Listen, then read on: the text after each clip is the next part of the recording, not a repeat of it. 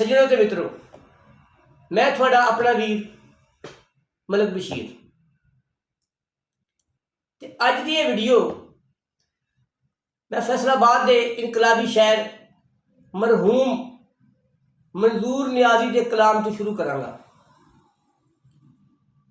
कदों आवेगी दरवेशां दी वारी या रसूल अल्लाह, कदों मुक्केगी जगीरदारी या रसूल अल्लाह, कदों मुक्केगा दुनिया ते मेरा दर बदर फिरना, मेरे लिए ना कोई छप्पर ना कोई धारी या रसूल अल्लाह।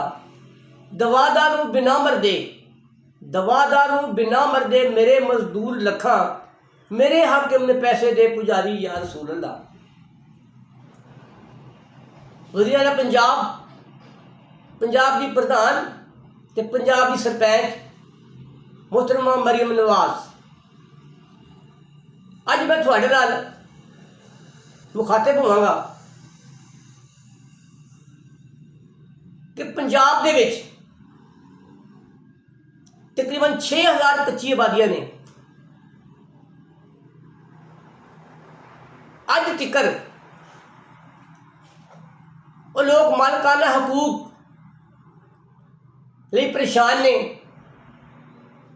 कभी उन्होंने महकमा रेलवे तंग करता वा तो कई दूसरे महकमे पंजाब के महकमे तंग करते हैं, जिन्हें की राजी ते या टेंडर ते कच्ची आबादियां आबाद ने। तो मैं ये मंग करना वा कि खुदारा कच्ची आबादियां के मकीनां नूं मालकाना हकूक दो, कच्ची आबादियां के डिवेलपमेंट करने के आर्डर जारी करो,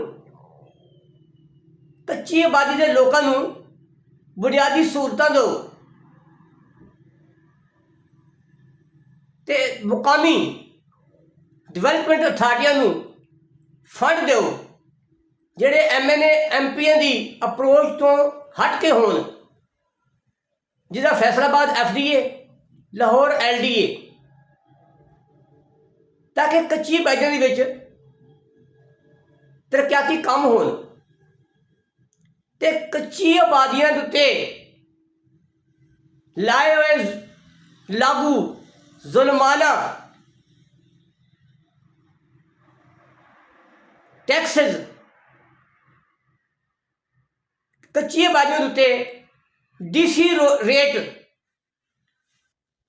उदों लग्या सी जो मियाँ शहबाज शरीफ वज़ीर आला पंजाब सन।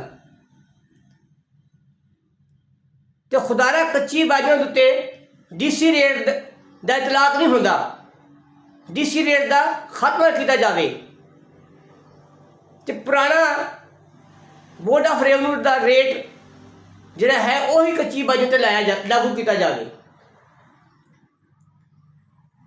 तो दूसरी गल ये आ कि मियाँ शहबाज शरीफ साहब के दौर दे विच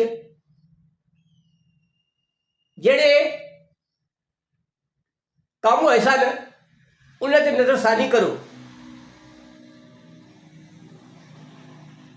ते अगे वधदे होया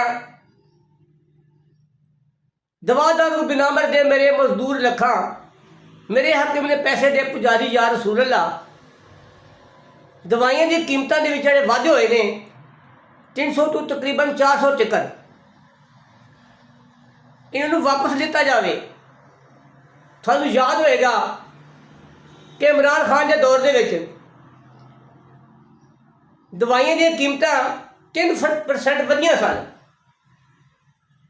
ते मीडिया ने उस्मान सिर ते चक लिया सी।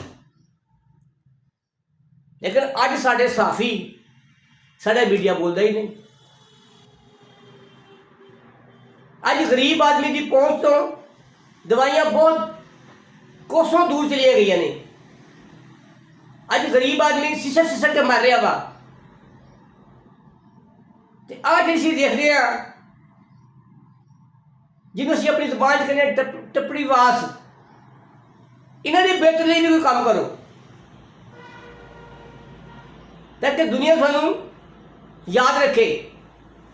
तो जदों इलेक्शन आते हैं तो पाकिस्तान पीपल्स पार्टी, पाकिस्तान मुस्लिम लीग नून, पाकिस्तान तहरीक इंसाफ ते दूजिया जमातां दियां नुमाइंदे ਕੱਚੀਆਂ ਬਾਜੀਆਂ ਦੀਆਂ ਤੰਗੋ ਤਰੀ ਗਲੀਆਂ ਦੇ ਵਿੱਚ ਆ ਕੇ ਵੋਟ ਮੰਗਦੇ ਨੇ ਤੇ ਵੋਟ ਲੈਣ ਤੋਂ ਬਾਅਦ ਉਹਨਾਂ ਨੂੰ ਪੁੱਛਦੇ ਹੀ ਨਹੀਂ।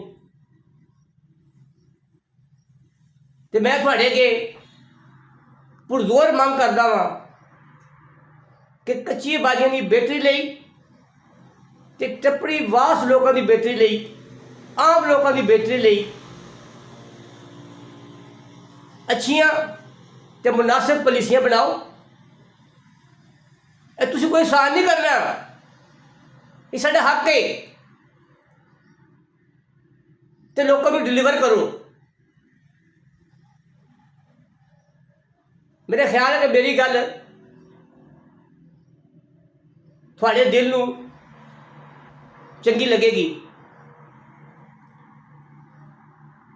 ਤੇ ਖੁਦਾਰਾ ਇਸ ਤੇ ਅਮਲ ਕਰੋ।